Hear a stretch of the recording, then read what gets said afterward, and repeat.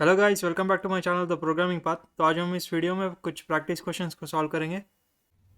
तो पहला क्वेश्चन है, write a Python program that asks the user for the number of terms they want to display. Print the entire Fibonacci series space separated on a single line. तो पहले समझते हैं ये Fibonacci series क्या होती है। तो फिबोनाची सीरीज एक सीक्वेंस ऑफ नंबर्स होती है जो 0 और 1 से स्टार्ट होती है। तो पहला वैल्यू 0 होता है, फिर 1 होता है नेक्स्ट वैल्यू, और इनके एडिशंस के बाकी सारे वैल्यूज सीरीज बनते जाते हैं।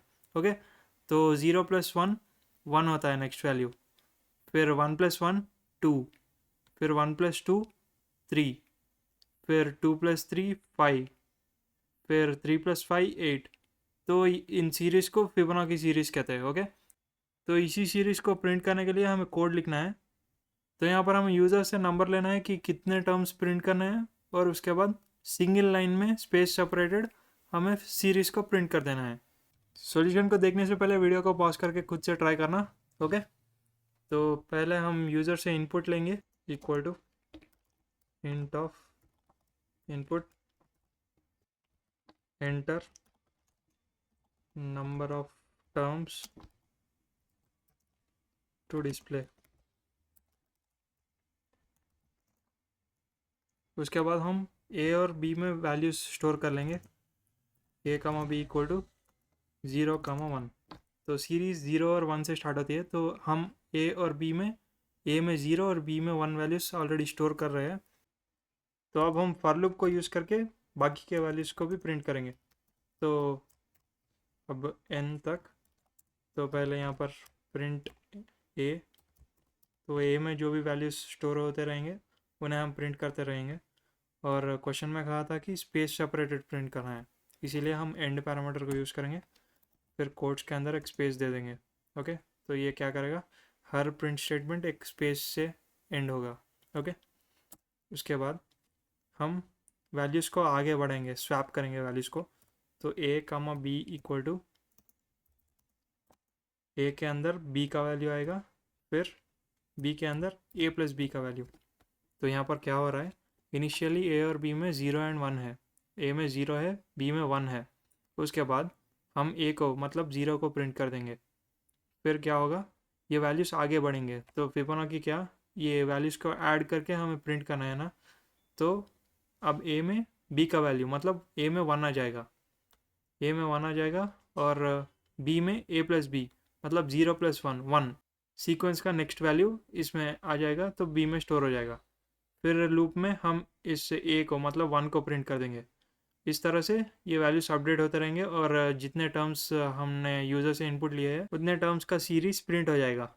तो जब हम रन करेंगे तो इस तरह से इनपुट पूछ रहा है, हम यहाँ पर 8 देंगे, तो 1 2 3 4 5 6 7 8, सो 8 नंबर ऑफ टर्म्स इस सीरीज में से प्रिंट हो गए।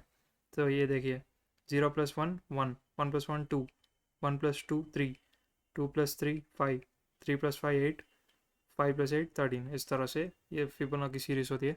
और आप अगर इस तरह से नहीं सेपरेट लाइंस में लिखना चाहते हो तो आपको वैल्यूज़ को एक अलग वेरिएबल में स्टोर करना पड़ेगा।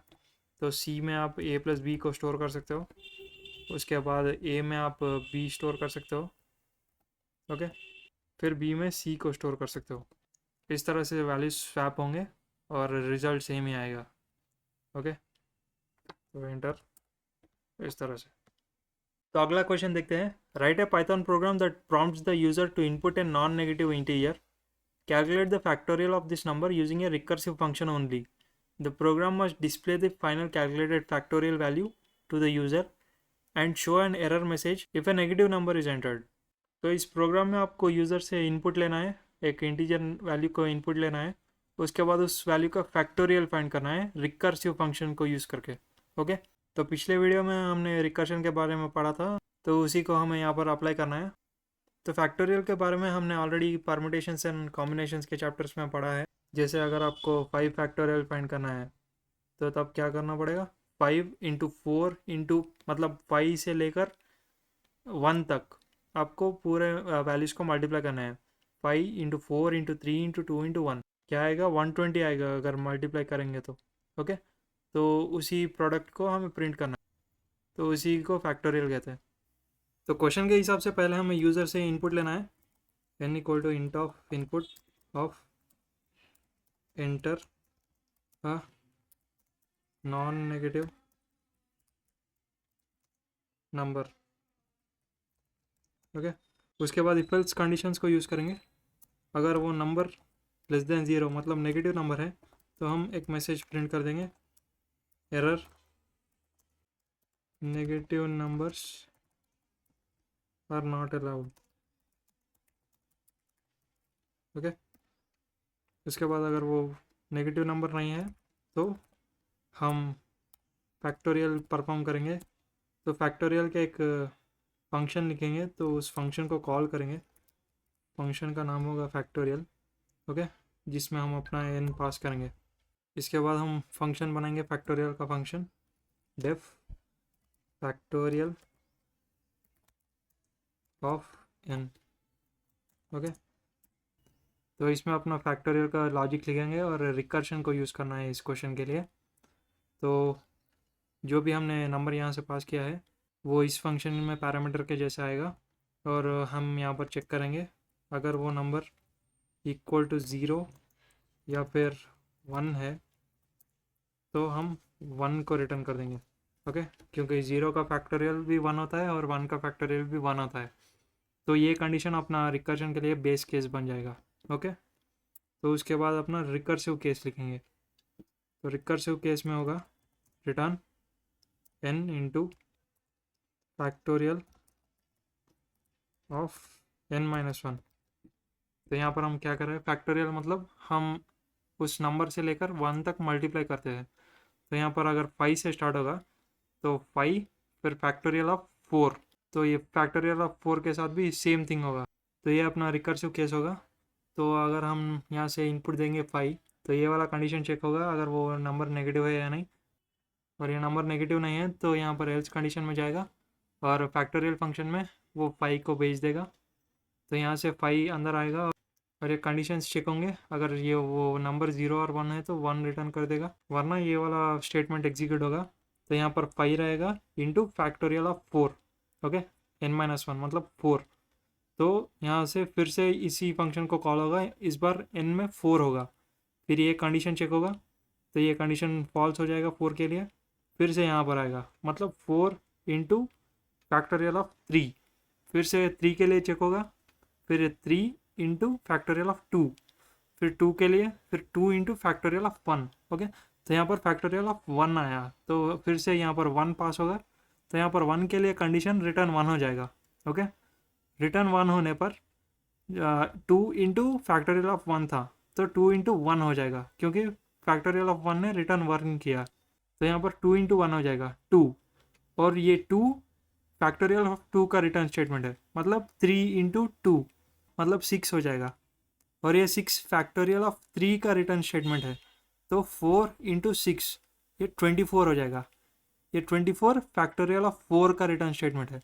ओके, तो 5 इंटू फैक्टोरियल ऑफ 4 तो 5 इंटू 24 120। इस तरह से 5 का फैक्टोरियल 120 प्रिंट हो जाएगा। ओके, तो इस प्रोग्राम में हमें यहाँ पर रिजल्ट को प्रिंट भी करना है, तो यहाँ पर हम उसका रिजल्ट प्रिंट कर देंगे, print factorial of n। Okay, तो यहाँ पर कोड को रन करेंगे। ओके, यहाँ पर एंटर है नॉन नेगेटिव नंबर पूछ रहा है, तो जब हम 5 दबाएंगे और एंटर दबाएंगे तो इस तरह से 120 रिजल्ट आ जाएगा। तो इस कोड का फ्लो इस तरह से रहेगा। तो पहले हमने फैक्टोरियल ऑफ 5 पास किया था फंक्शन में, फिर इफ़ कंडीशन चेक होगा, इफ़ कंडीशन में फॉल्स हो जाएगा तो सेकंड रिटर्न स्टेटमेंट में इस तरह से 5 इंटू फैक्टोरियल ऑफ 4 को कॉल करेगा।